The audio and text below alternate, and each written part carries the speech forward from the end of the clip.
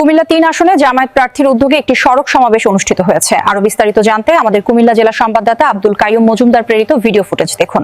কুমিল্লা ৩ আসনে জামায়াত প্রার্থীর পথসভা অনুষ্ঠিত। সানবিট সব দিবে সামাল। সানবিট ম্যাজিক প্রেস ডিশওয়াশিং এর মাথা ঘোরানো সলিউশন।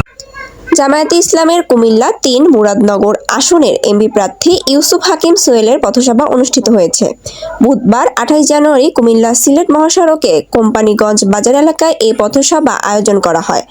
পথসভায় প্রধান অতিথি হিসেবে উপস্থিত ছিলেন সাবেক উপদেষ্টা আসিফ মাহমুদ সজীব ভুঁইয়া।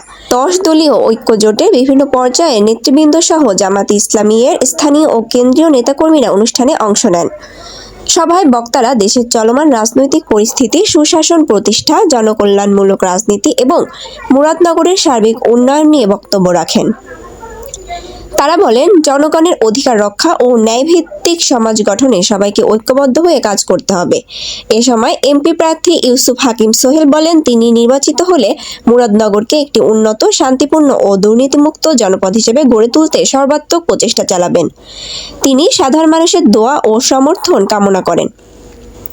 পথসভাটি শান্তিপূর্ণভাবে অনুষ্ঠিত হয় এবং স্থানীয় জনগণের স্বতঃস্ফূর্ত অংশগ্রহণ লক্ষ্য করা যায়। সঞ্চিতা সরকার, চ্যানেল S7, ঢাকা।